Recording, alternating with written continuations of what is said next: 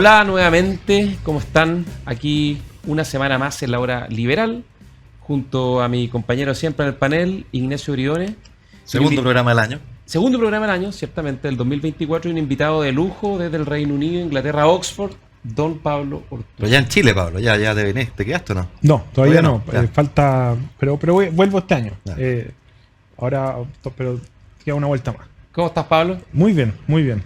Oye, la gente que no... Bueno, Pablo es muy conocido, pero los que no conocen la trayectoria en detalle de Pablo Ortúzar es bien joven todavía, es muy joven, y tiene una larga trayectoria que yo por lo menos te empecé a conocer con un libro que marcó un momento importante.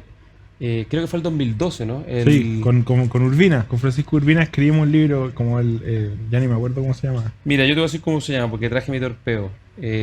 Gobernar con principio. Gobernar con principio. En la época en el gobierno de Sebastián Piñera 1 que se discutía sobre el relato, se discutía sobre el sentido de gobernar, y estaba todo ese tema bien instalado. Ahí Pablo sacó, ahí por lo menos apareciste con mucha fuerza. Pablo es antropólogo social, eres doctor en teoría política de la Universidad de Oxford. Ahora sí. Formalmente doctor. Sí, ya tengo el cartón ya. Oye, felicitaciones, es un tremendo logro.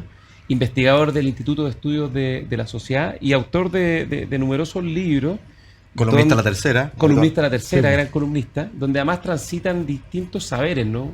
No es solo opinología política, sino también hay, sobre todo, filosofía política, antropología, que es tu formación de pregrado, y te metes, además, transita entre diversos temas. Y ahora recientemente, y por esa es la razón por la que está en Chile, Pablo Ortúzar acaba de publicar un libro que se llama Sueños de Cartón, de Ariel, que entiendo que es editorial Planeta, Claro. que es un libro sobre, bueno, esa es la razón fundamental para invitarte, Pablo, a conversar en la hora liberal, básicamente sobre, La inflación aquí la de bajada títulos. dice, la sobreoferta de credencial académica y sobre producción de élite en un país estancado.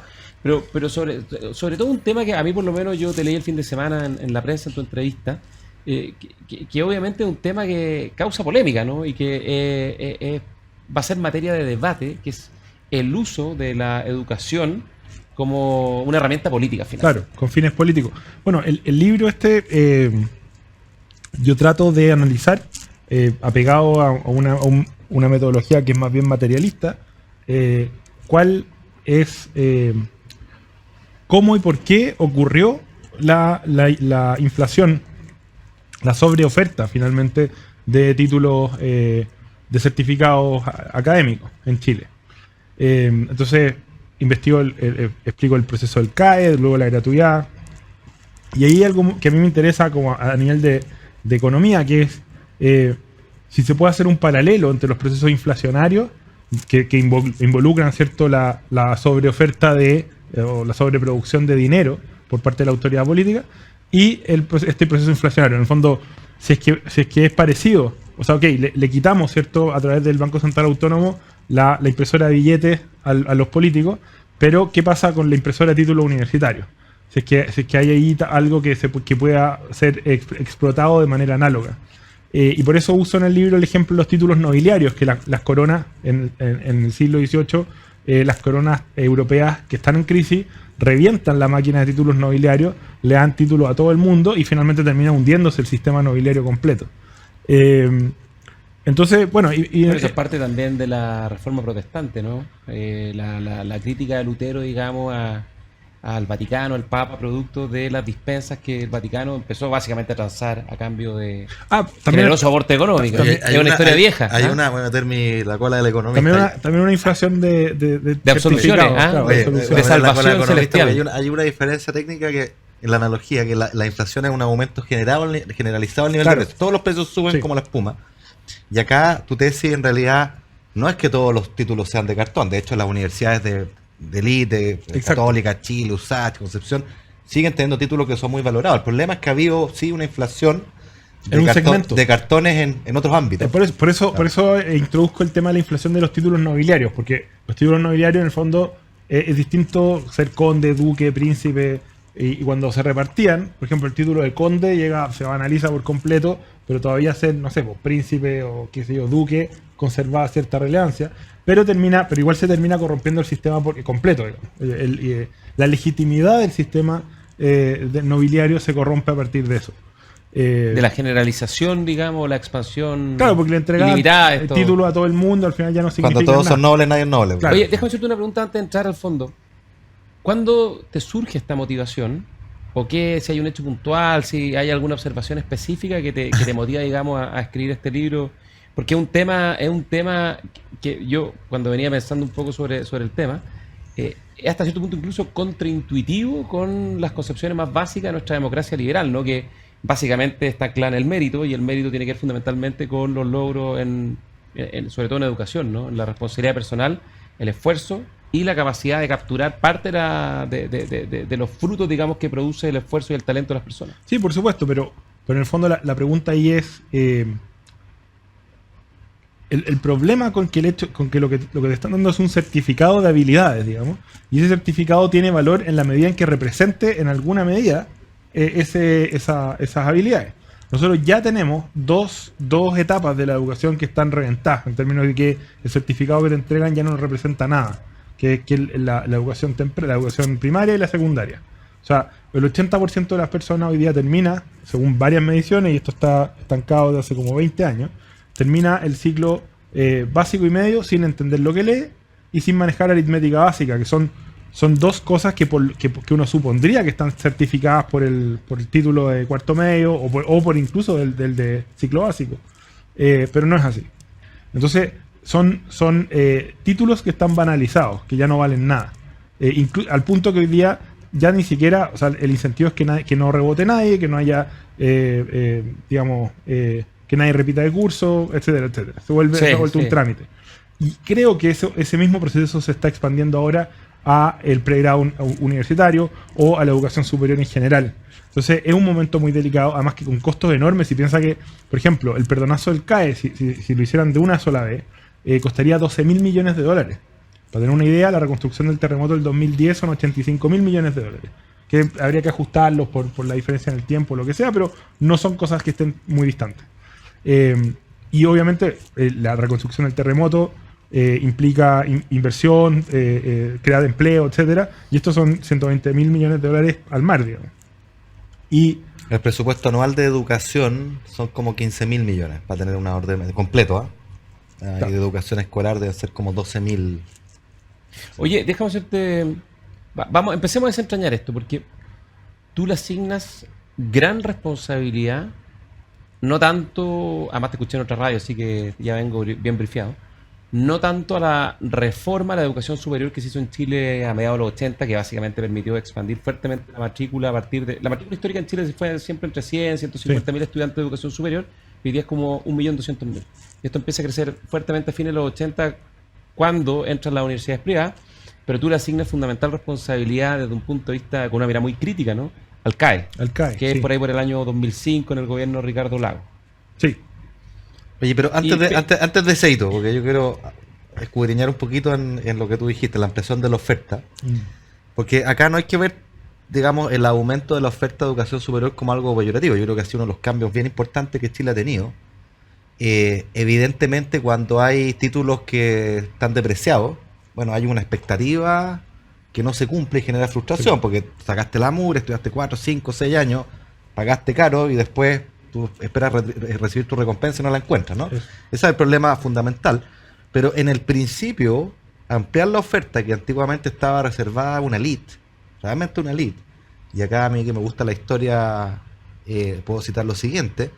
En los años 60, por ejemplo, 50, 60, donde algunos tienen sueños de que la universidad era gratuita. Que no estudiaba nadie. Oye, 2% de las personas 60, en edad 80.000 personas de acceder a la educación superior accedían. Hoy día tenemos tasa de cobertura de 60%, 6 de cada 10. Sí. Entonces esa democratización, esa ampliación... Toda nostalgia por los beneficios de los años 50 es una nostalgia injusta de per se, digamos. Y era gratuidad para los ricos, digamos.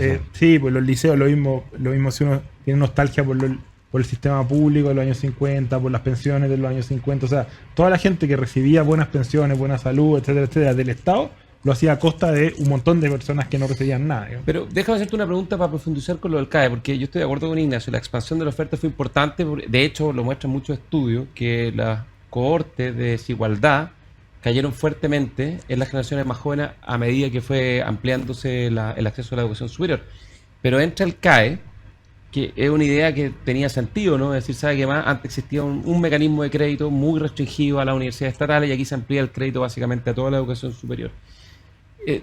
¿Tu punto tiene que ver más con el diseño o con el fondo en sí mismo de que, ¿sabe qué más? La educación superior tiene que estar más reservada para ser, no todo puede ser elite y por lo tanto instalar la ilusión de que todos pueden ser parte de la elite es un error desde el punto de vista de la forma en que se organiza una sociedad? No, sí, yo creo que en el fondo poner todos los huevos en el canasto de la educación superior es un error. Y es un error porque no puedes... que es un error también de la idea meritocrática o de la ideología meritocrática. No puede ser que vivir bien o que una vida tranquila, una vida sin sobresalto, dependa completamente del éxito universitario.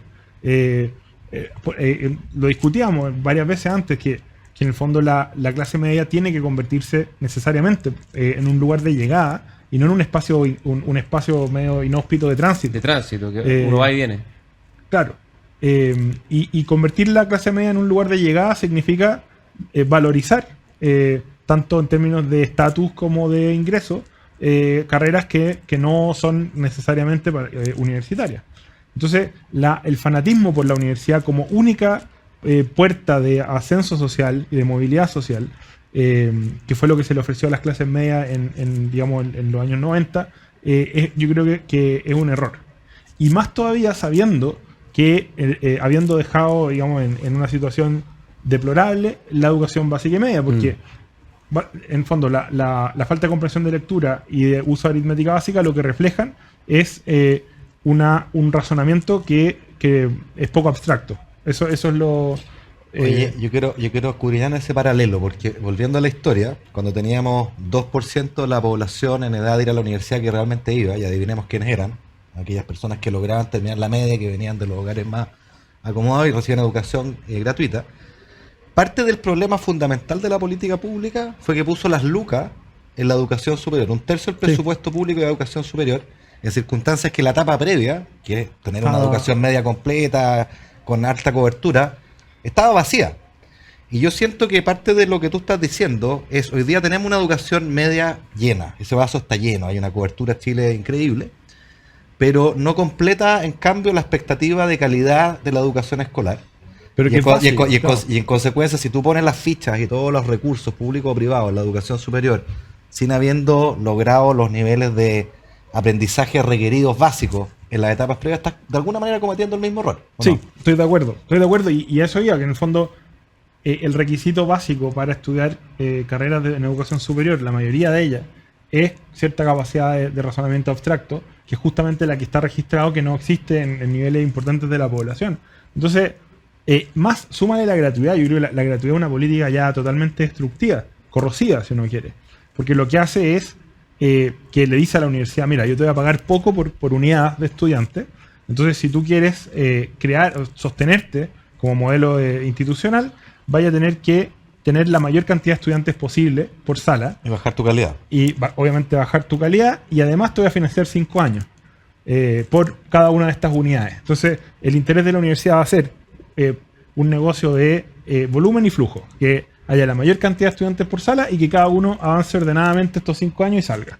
Y con eso te vaya a sostener como institucionalmente al final. Oye, pero el problema ahí no es el CAE, que tanto lo ha demonizado la izquierda, y yo creo que es una buena idea, digamos, del gobierno del presidente Lago, pero que adoleció de dos problemas. Uno es el que tú estás diciendo, ¿cuál es el filtro en la entrada? Sí. Porque en el fondo, para acceder a estudios superiores, tú tienes que demostrar ciertas capacidades que la escuela te tiene que haber entregado, y si no la entrega, que es el caso de Chile, bueno, hay que poner las fichas en la escuela. Claro. Pero segundo, había que revisar también y ponerle restricciones muy importantes a aquellos que eran oferentes educativos.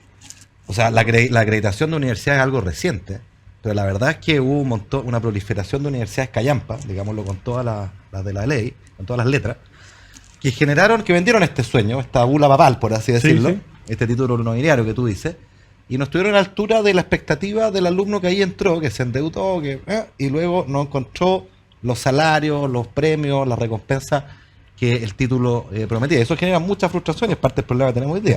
El caso extremo fue el de perito criminalístico, pero hay muchos más, digamos, que no cruzan, digamos, casi la barrera del delito, como en ese caso. Que ya no existen. Claro, Varias que ya no famosa existen. Universidad del Mar, ¿se Pero acuerdan? tampoco hay claridad respecto a qué es una buena universidad, porque además se cruza.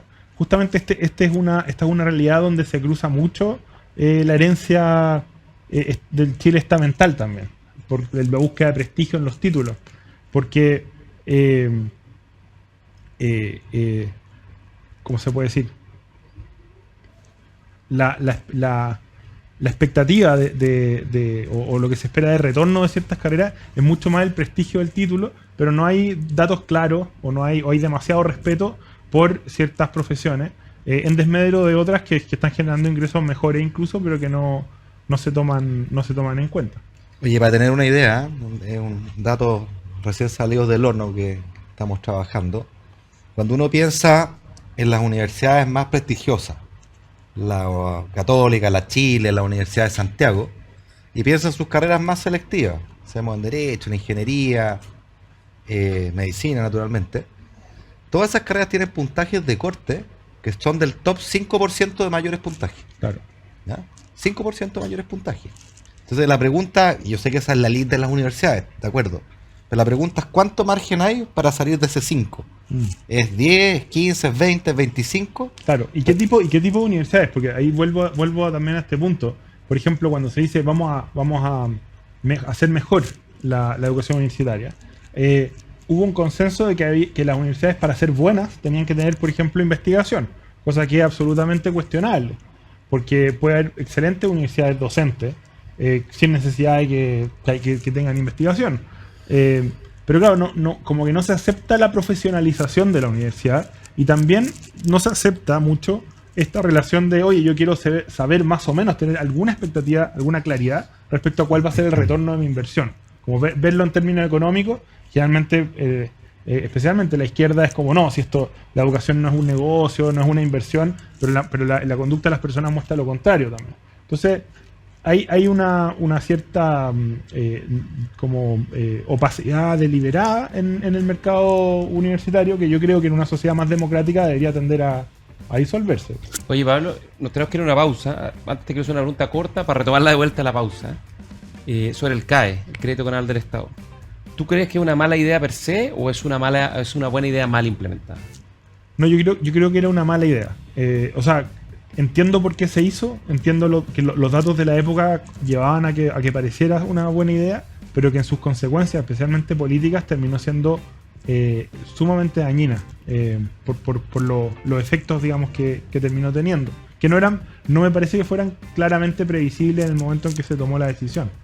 Ya, vamos a una pausa y vamos a retomar con este tema en la hora liberal. Agricultura TV.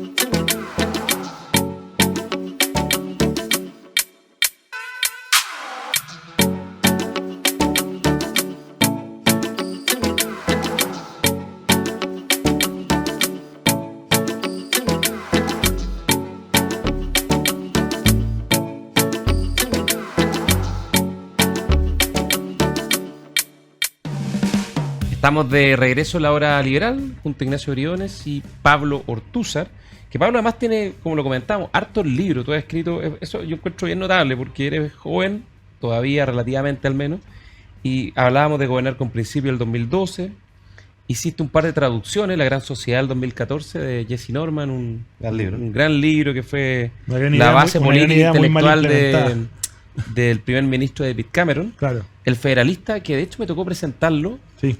Yo era ministro y me tocó presentarlo en ese minuto Carolina Toá, que no era ministra, obviamente era ex autoridad. Así fue. Me toca la otra semana presentar un libro con ella y se invirtieron los papeles, el tiempo cambia. El poder del poder, que es un libro bien interesante sobre las complejidades del poder, y tiene además un concepto bien interesante de cómo calmar las furias sociales cuando se producen grandes conflictos. Que habla de los sacrificios o los actos sacrificiales para recomponer, digamos, las estructuras de poder. Mira que en Chile hemos vivido algo de eso. Y ahora Sueños de Cartón, que es sobre la educación superior y la proliferación de títulos, digamos, que no son lo que se supone que tenían que ser. Y estamos hablando del CAE, el Crédito Canal del Estado, algunas cifras. Hoy día hay como 1,2 millones de deudores, del orden de unos 350.000 personas morosas. Hay solo 27.000 personas que han completado su pago, el 100% de la deuda, o sea, prácticamente nadie. Y 12.000 millones de dólares acumulados en deuda. Convengamos que las señales que se han dado para completar el pago Sí, de la deuda no son son muy súper equívocas. claro. Si te dicen que te lo van a condenar, dejáis de pagar. ¿Quién sigue pagando? Pero yo quiero defender un poquito el CAE, porque discrepo aquí con Pablo. Yo creo que es un buen instrumento con problemas de implementación o cosas que no se vieron en la implementación. Yo creo que el problema de base es decir que todo estudio superior es financiable vía CAE. De acuerdo. Porque si tú tienes un título que es que en una mala universidad, y hemos tenido ejemplos de aquella, que sabes ex ante que ese título no va a valer nada en el mercado laboral, y sin embargo tú eres una pesada mochila de deuda, bueno, obviamente te sientes estafado y genera mucho malestar. La izquierda ha hecho esto de su caballito de batalla y le ha puesto la gratuidad que tú criticabas, que es como una especie de CAE a tasa negativa, por claro. así decirlo. Te pagan por estudiar, te pagan la universidad. Sí. Y yo creo que eso es peor aún, ¿no es cierto? Sí. Porque al final lo que tú quisieras es asegurar que ninguna joven con talento, con los méritos para entrar a la universidad, se quede fuera por falta de recursos. De acuerdo. Y eso uno lo puede decir. Entonces todos los chilenos te van a pagar la educación, o tú puedes decir, ¿sabes qué? Te vamos a dar un crédito blando, y si el día de mañana se cumplen tus aspiraciones y tú eres un famoso médico, un famoso abogado que ganas muy bien, bueno, tú devuélvele a la sociedad lo que recibiste. Y si no, que es la idea del crédito contingente, bueno, paga lo que puedas. Si se introduce la contingencia al ingreso, se redistribuye también el riesgo de la inversión. Sí. Que es lo que debería ser el caso. Porque aquí uno en el fondo paga por cursar el programa, pero uno no tiene idea cuáles van a ser los retornos futuros de ese programa. Claro. Entonces lo razonable sería irse a media. Pero no es el caso. O sea, como distribuir el riesgo de esa inversión, cosa que no se hace. Hoy día es contingente, pero hay... Es contingente, pero no tienes que estar moroso. Claro, tiene una serie de restricciones. Y además tiene una cuestión que nosotros...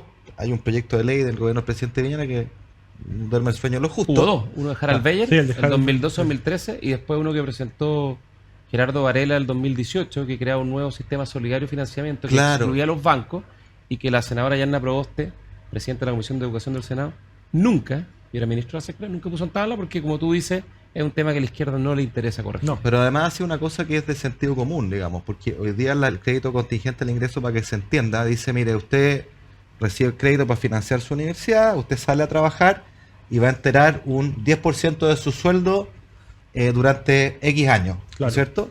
Y si durante esos X años, digamos, no alcanzó a completar la deuda, bueno, esa deuda se extingue. Pero el problema es que hay una gran diferencia entre enterar el 10% de tu sueldo cuando tú ganas, digamos, 3 millones de pesos, que si ganas 500.000 pesos. Obvio. 50.000 pesos, el 10% de 500.000 es un montón para la persona que gana 500.000, y 300.000 alguien que gana 3 millones es menos doloroso, menos claro. sacrificial, ¿no?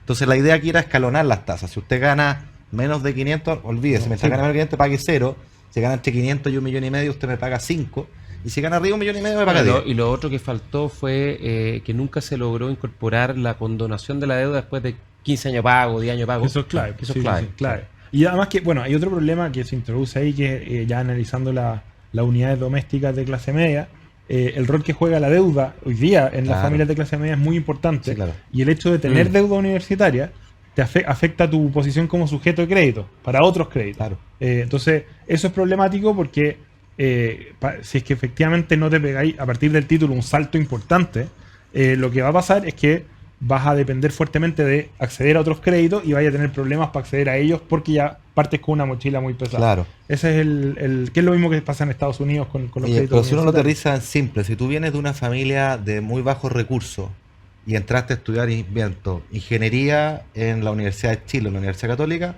ese título te va a rentar y te va a aumentar mucho tu ingreso, y ahí no hay ningún problema. Ahí no hay El problema. problema es cuando tú entras a una carrera y una universidad En las zonas grises del que no se mercado. cumpla aquella expectativa. Sí. Ese es el problema. Y un número que hemos dado varias veces, creo, en este programa con Gonzalo, que tiene que ver con un problema que tú señalabas entre líneas, a ver si nos ahonda un poquito más, que es que creo que el énfasis en la educación superior nos ha desviado la atención de lo que debería realmente importar, que es la preescolar y escolar, ¿no? Sí. Porque hay un dato que a mí siempre me ha impresionado, que es la prueba que hace la OCDE, la prueba PIAC, que son las habilidades de la población adulta, aquellos que ya egresaron de la educación. Nosotros le hicimos como invitado, digamos, antes del 2005, me acuerdo, como el 90 y algo. Y luego ya estando dentro de la OCDE. Sí, y ahora seguimos haciéndola, pero Sí. los datos son crudísimos. Te muestra que entre el grupo de trabajadores y trabajadores con educación superior, las competencias de ese grupo son equivalentes, escuche bien, a la de un alumno con educación media en la OCDE Se bajan todas un y poco más nivel. que un alumno con educación primaria en Nueva Zelanda o Noruega. Entonces, la conclusión un poquito Un es, desastre. aquí Un desastre. la universidad, la educación superior, apenas está haciendo lo que la escuela no hace, pero a un costo mucho mayor y con frustración de expectativas gigantes. Exacto. Exacto. No, por eso sí. El tema acá es que o se rompe la ilusión de los títulos de una vez y nos damos cuenta de que lo que hay que redistribuir efectivamente es educación. Y que para eso los profesores, por ejemplo, son esenciales. O vamos a seguir, esto va a hacerse trampa en el solitario. Por eso digo, si seguir entregando certificados universitarios que supuestamente reflejan capacidades y conocimientos que no están ahí, va a devaluar los títulos, muchos de estos títulos, no todos, porque hay carreras, como tú bien señalas, y universidades, pero van a volver irrelevante el pregrado. Oye, Pablo, ¿y en cómo- esas carreras. No va a valer nada el título. O como dice la Fiscalía Nacional Económica, va a tener ingreso, un costo, ¿cómo se dice? Un Retorno negativo. retorno negativo. Pablo, ¿y cómo se rompe esa ilusión? Yo creo que ahí hay una deuda de una democratización social que tiene dos dimensiones. Una es terminar con esta cuestión de los títulos como si fueran títulos nobiliarios. El Estado todavía funciona así. Si tú haces un posgrado, aumenta por tu cohorte dentro y tu nivel de sueldo, etcétera, etcétera. Que eso es como colonial, pues. Te entregaban títulos y tú... Además de las carreras, del requisito de una carrera de 10 semestres. Exacto. Claro, ahora eso es como un problema del mercado laboral, en verdad. No, porque... La forma en que se reconoce la retribución del título. Sí, pero también un tema social. O sea, nosotros valoramos demasiado por sobre el título universitario y Claro. además ciertas Eso, carreras. claro, es un problema universitarias. cultural, en el fondo. Claro. Por sobre, esto es como el dígame licenciado mexicano, digamos, que también es una herencia colonial, obviamente. Dígame licenciado. Eso. Y el tema ahí y valorizar más el trabajo.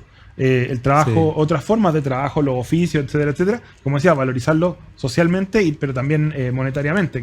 Que esto tiene que ver con la inflación de títulos. A mí discutía con la gente de la Agencia de Certificación de la Calidad y ellos me decían, ya, pero si todavía los títulos universitarios tienen retorno positivo. Bueno, sí, muchos sí. En promedio, pero En promedio. con una dispersión gigante.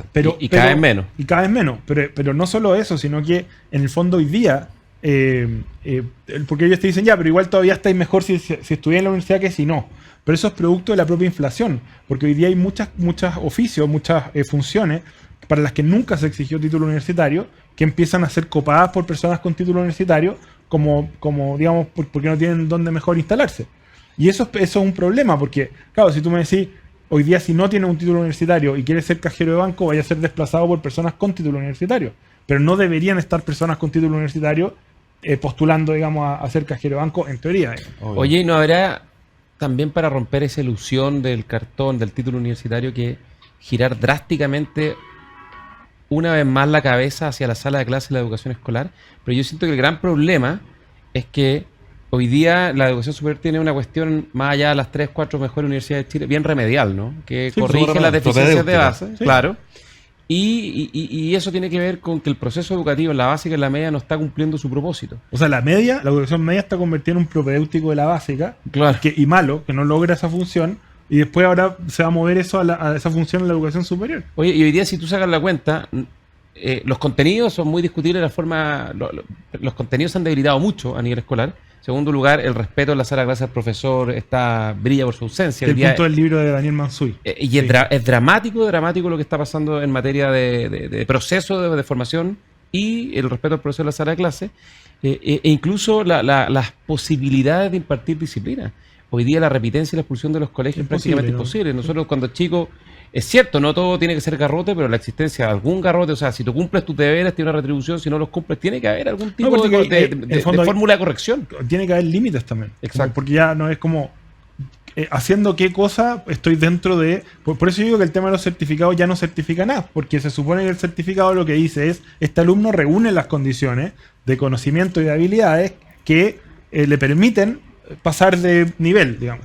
Pero ahora no es nada, pues este alumno estuvo aquí, listo, y pasó de nivel. Oye, pero si de nuevo, mirándolo en un contexto global, si tú compitieras globalmente, cuando decimos que en promedio el título de educación superior en Chile tiene las competencias de alguien con poco más de primaria, Sí, pues. o a lo mejor de los casos media en un país desarrollado, esa persona no compite, digamos. No, pues. No, Entonces, hay un gran engaño y cuando uno ve la CIMSE, por ejemplo, se nos pasa de largo esta cuestión, ¿eh? Pero 1 de cada 5 personas de segundo medio, también cuarto básico, tienen las competencias adecuadas en lectoescritura o habilidades matemáticas. claro. Y cuando tú le haces doble clic y te vas a los hogares más desfavorecidos, ¿ya? Este 1 de cada 5 se transforma en 1 de cada 25. O sea, ahí es donde está la cancha dispareja, ahí está la desigualdad injusta, inaceptable, inmoral.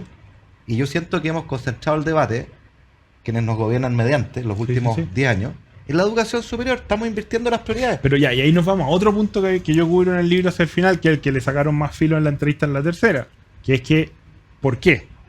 ¿Por qué le hemos dado tanta prioridad a la educación superior por sobre cualquier otra forma de educación? Y en parte es por el tema social, o sea, la gente tiene mucha expectativa en el título, de estatus, de movilidad y todo. Demasiada expectativa en el título universitario, ok. Pero además el Frente Amplio es un movimiento universitario. Ellos la base social del Frente Amplio es universitaria. Ellos no tienen una base social ni a nivel del movimiento obrero, ni tampoco, digamos, popular, poblacional, ni nada, digamos. Su mundo es la universidad, es el espacio donde tienen redes, donde tienen maquinarias de poder, etcétera, etcétera. Entonces, que privilegien tanto el crecimiento de la matrícula universitaria, que privilegien tanto a los propios universitarios dentro de la política pública, o sea, que una de sus prioridades sea el perdonazo del CAE, cuando uno tiene la lista de prioridades que uno podría enumerar, si es que hay 12.000 millones de dólares para repartir, digamos, son bastante más amplias. Algo tiene que decir respecto o sea, obliga a hacerse la pregunta de si detrás de esto no hay también razones políticas, o sea, si aquí hay una visión de la universidad que tiene que ver con el modelo de negocios, por ponerlo en esos términos, del Frente Amplio en tanto grupo de poder que pretende reproducir las condiciones que les dan poder, digamos, o ampliarlas. Vamos a tener una pausa, pero volver sobre este tema que además yo creo que el tema más sabroso que planteaste, de hecho, en la entrevista, ¿no? Hasta cierto punto, instrumentalización política del estudiantado universitario por parte del Frente Amplio y en particular del actual gobierno. Vamos a una pausa en la hora liberal y volvemos con Pablo Ortúzar. Agricultura TV.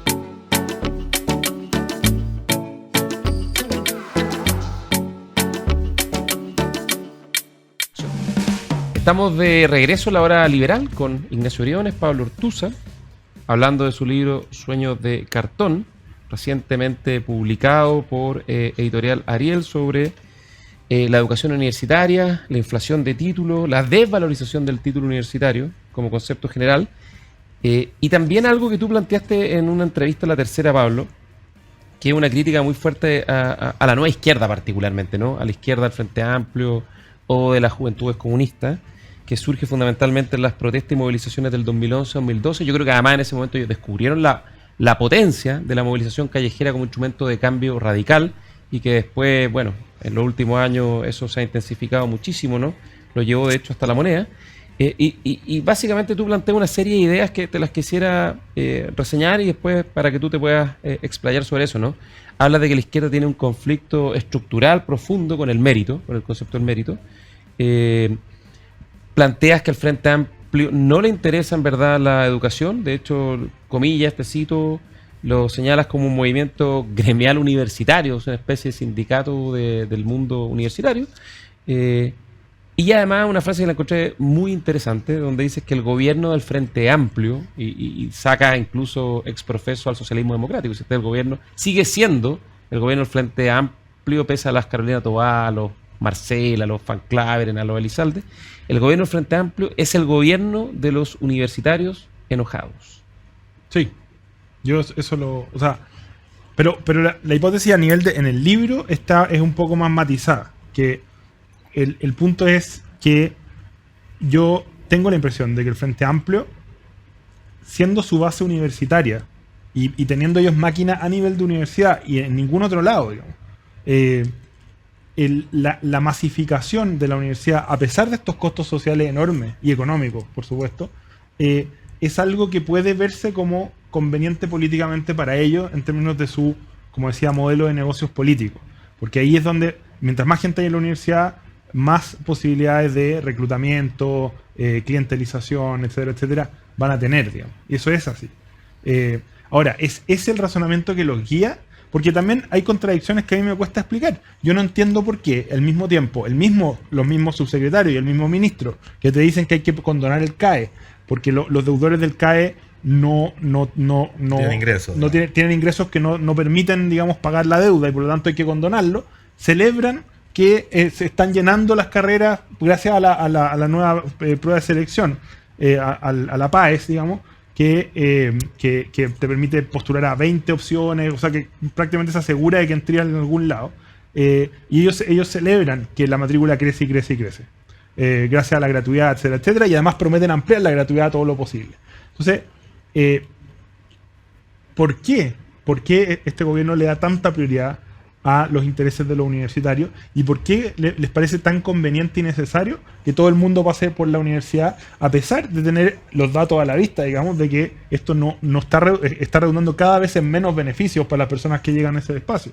Y la hipótesis materialista que uso ahí, que es la suposición básica de que todo sistema trata de reproducir las condiciones de su propia existencia, digamos, y ojalá maximizarla, sería que claro, que ven una utilidad política en esa masificación radical de la universidad, a pesar de que implique su destrucción en términos de calidad y que desvalorice casi por completo la mayoría de los títulos que se terminan entregando. De paso, entre paréntesis, tú mencionaste ahí que tienen tirria contra el mérito.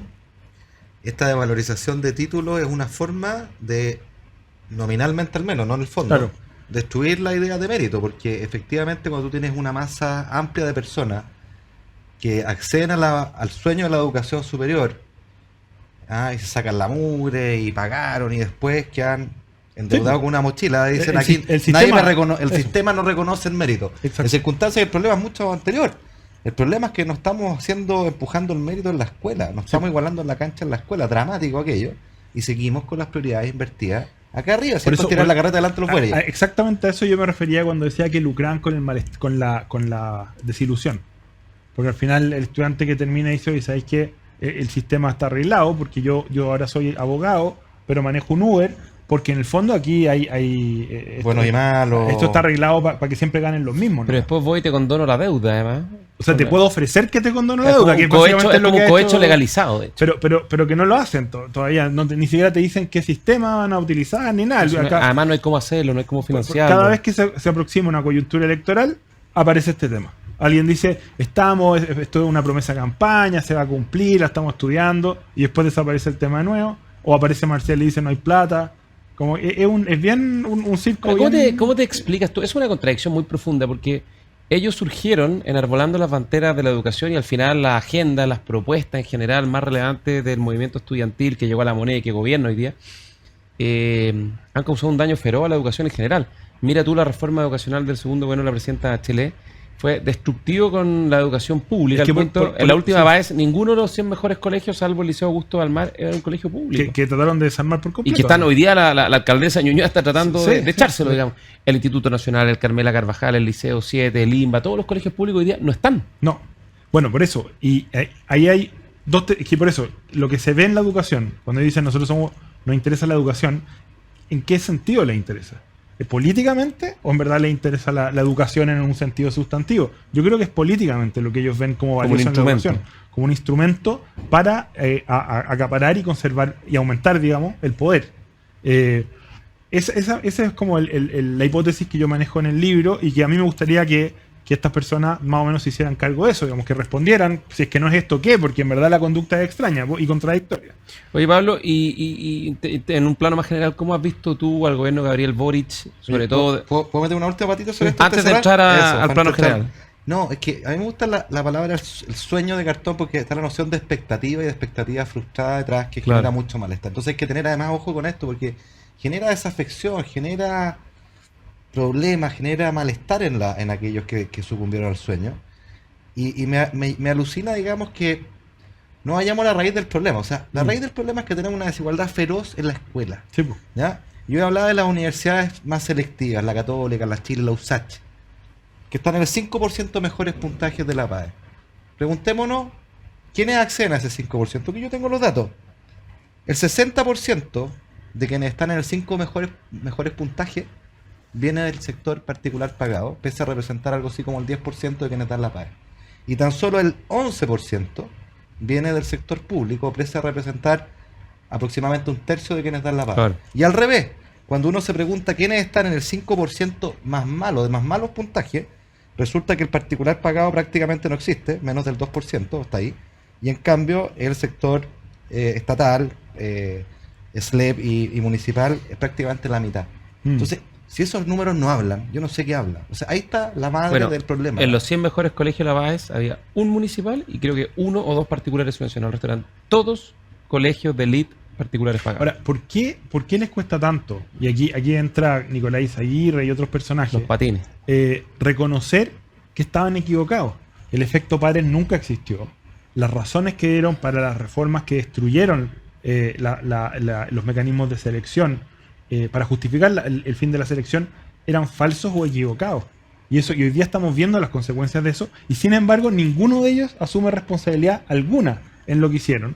Y además tampoco sufrieron consecuencia alguna. Esto es como Taleb, como no tienen arriesgar la piel, ninguno de ellos arriesgó nada acá. Porque todos los hijos de ellos estuvieron en colegios particulares pagados, lo más caro que hay, y sin embargo querían redistribuirle el capital a las clases medias. Y cosa que no lograron tampoco, porque además la segregación es principalmente geográfica, que eso lo explica muy bien Arturo Fonten. Entonces, aquí sí es un daño enorme, las personas que lo hicieron no lo reconocen, pero además, y esa es la segunda derivada, puede que detrás de ese daño, como tú bien señalas, también hubieran objetivos políticos, porque al destruir los mecanismos de movilidad que existían y los espacios de movilidad que existían, efectivamente tú te acercas a una situación en que le puedes decir a la clase media, esto es una trampa, el sistema es una trampa, nadie se salva aquí, y como no se salva nadie, o nos salvamos todos juntos o nos hundimos. Que eso sería ya una hipótesis muy brutal, porque si es que esto hubiera sido algo, digamos, deliberado, que es evitar que, porque la movilidad social no era suficiente, destruirla completa y culpar el sistema en su digamos, totalidad, por no dar más espacios de movilidad a la clase media. O sea, destruir a la clase media, que además muchos sectores de la izquierda consideran clase trabajadora con falsa conciencia de clase. Que el debate sobre sociológico, generalmente los grupos más de izquierda dicen las clases medias no existen. Son básicamente clase trabajadora que tiene una ilusión falsa o vana respecto a pertenecer o acercarse a la burguesía. Oye, y volviendo un poco al tema de tu visión más general del gobierno, ¿no habrá algo también de que al final lo que hay detrás de todo esto es una agenda de transformación radical que estuvieron a punto de materializar en la convención, la fracasada convención del 2021-2022, ¿no? Porque esto es la educación que tú dices, de exacerbar esta como contradicción para destruir este ideal del mérito y usarlo como instrumento político a sus propósitos, bueno, extrapólalo a seguridad pública, ¿no? Intentaron destruir a Carabineros. Claro. Y bueno, eso no ha cesado. Yo creo que las condiciones ambientales, de opinión pública cambiaron. Intentaron destruir a Carabineros porque al destruir el concepto de la seguridad pública, del uso legítimo de la fuerza del Estado, obviamente se exacerba esta tensión para esta agenda de cambio radical. Incluso en materia económica, Ignacio lo plantea siempre, esta idea del discurso anti-extractivista, ¿no? Que bueno, al final tiene que ver con aprovechar los recursos naturales en beneficio de todos los chilenos. Bueno, ese fue un discurso que al final fue socavando las bases del desarrollo de Chile en los últimos 20, 30 años, pero lo paradójico es que hoy día eso le está pegando de vuelta y están recogiendo cañuelas en todos los temas. Se acaban de asociar con Julio Ponce Lerú, entre Codelco y Soquimich.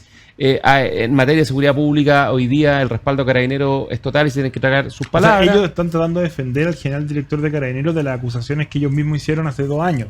Eso Es kafkiano.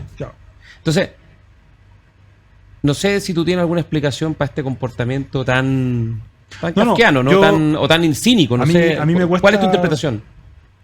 Yo no creo que haya aquí una gran conspiración, una gran elaboración detrás de esto. Había unas hipótesis.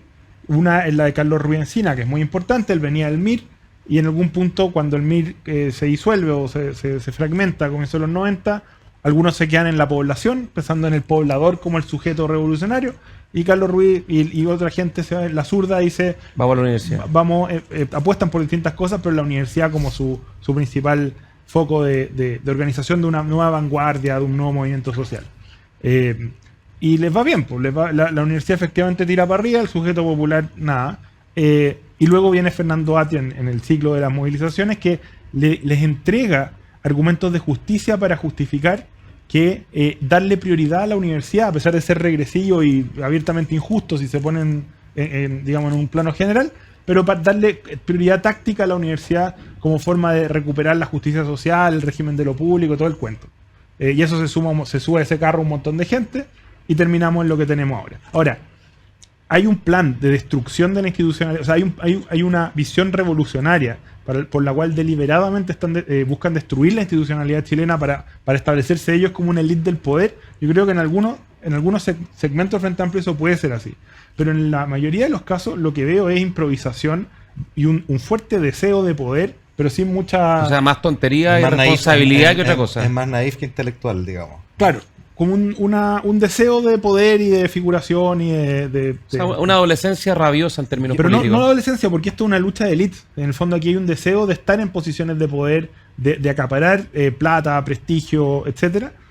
Pero sin tener muy claro cómo ni por qué. Y por eso hay una cosa oportunista en eso también. Oye, pero también hay una cosa dentro de esa inmadurez o naivete. Hay una cosa, a mí me ha tocado conversarlo con algunas personas del Frente Amplio antes de que asumieran. Había gente, digamos, ahí que realmente creía, de corazón, a fardo cerrado, de que bastaba la buena voluntad para cambiar las cosas. Y por eso lo del estándar moral, y eso se llama voluntarismo. Y el voluntarismo en política es la receta para el fracaso. Y por eso que tropiezan una y otra vez con aquello que ayer enarbolaron, se tienen que dar vuelta, porque el mundo real es lo contrario al voluntarismo, el mundo con restricciones, ¿no? Con las restricciones reales. Y ese virus del voluntarismo, ojo, no es paradigma solo de la izquierda extrema. No, pero hay que tener cuidado con él. Pero tiene un elemento final que es complicado, que en Batman 2 creo que dice como... De Nolan, ¿no? Claro, o mueres como héroe o vives lo suficiente para convertirte en el villano. Porque eso le pasa al voluntarista naif, una vez que se ve que choca con la realidad y su corazón se rompe, se vuelve un cínico. Y dice, bueno, ok, el mundo no tiene sentido ya, porque lo que yo creía que me hacía especial, mejor, digamos, y mi proyecto de bondad no existe, pero una vez roto ese sueño, lo que me queda es poder y plata, dominación. Entonces, los peores cínicos muchas veces nacen de digamos, personajes bien intencionados con expectativas falsas, digamos. Oye, nos está pillando el tiempo y nosotros siempre a nuestros invitados les pedimos que nos hagan un recomendado, que lo recomienden a la gente que están leyendo, que están viendo su serie, película, teleserie, receta o cualquier cosa que le quieras compartir a quienes nos están escuchando o viendo. Sí, yo había traído este librito que estoy leyendo, que son recuerdos o memorias del poeta y músico Mauricio Redolé, que fueron publicadas en el 2017 por la editorial Lumen, y se llama Algo Nuevo Anterior. Son los recuerdos de Redolé, muy en el estilo de su poesía. Son imágenes potentes, pero también muy cotidianas, y yo creo que este es uno de los autores más chilenos que existen. O sea, sí. Lo que logra transmitir es algo esencial de la chilenidad, y nada, es un vale la pena, indispensable. Bueno. Sí. Gran músico. Gran músico, además. Y gran pluma. Genial Redolé. Ignacio, ¿tú tenés tu recomendado? Sí, tengo varios. También voy a citar un libro que estoy leyendo, muy bonito, breve. Se llama Las Gratitudes, de una escritora francesa que se llama Delphine de Vigan.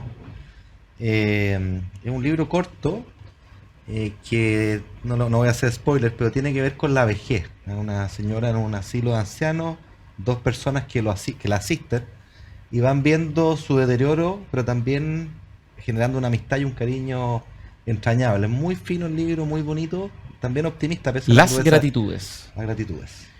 Oye, yo tengo mis recomendados, tengo varios también. Me quedo con 2 novelas que me leí, curiosamente el mismo año, o muy cercanas, ¿no? Que ya son novelas que no son tan nuevas. Una de Julian Barnes, el gran escritor británico, que se llama El sentido de un final, que es una historia bien impresionante, la historia, ¿no? Sí. De un grupo de amigos que se sí. separa y después, años después, aparece la suegra de uno de los muchachos, los protagonistas, y le deja una carta con un diario de uno de los amigos, no voy a spoilear mucho, y este amigo, ya más viejo, estos 40 años después, a los 60, quiere entender por qué le dejan esta herencia, este diario, un amigo que tiene una situación muy trágica, y que es una reflexión muy profunda, muy existencial, algo negra, pero con no poco humor. Y el otro, una novela maravillosa que me encantó, Gioconda Belli, El pergamino de la seducción, la historia de Juana la Loca, la señora de mujer, esposa, reina, hija heredera Felipe de los reyes católicos, ¿no? De Isabel de Castilla y Fernando Aragón, que la recluyeron durante 40 años en una torre, producto de querer ejercer sus derechos como reina, ¿no? Es la madre de Carlos V, emperador famoso, donde nunca se ponía el sol. Oye, lo otro que recomiendo, está muy bueno, la película de los rugbyistas uruguayos, la nueva, en Netflix, La Sociedad del Hielo, está espectacular. Yo quería sumar el libro que se complementa muy bien con la lectura del mío, que es el de Daniel Mansuy, que se llama Educar en tiempos democráticos. Un libro muy potente que ya va al tema de la autoridad del profesor y de la figura del profesor. Se mete hilar más fino en ese ámbito. Y nada, pues también un excelente libro. Lo tengo guardadito junto al tuyo para leerlo. Eso. Pablo Ortúzar, muchas gracias. Sueños de cartón, lo recomendamos también a Daniel Mansuy. Buen regreso a Inglaterra y nos veremos muy pronto. Muchas gracias. Muchas gracias. Nosotros nos vemos en la hora liberal la próxima semana. Chao.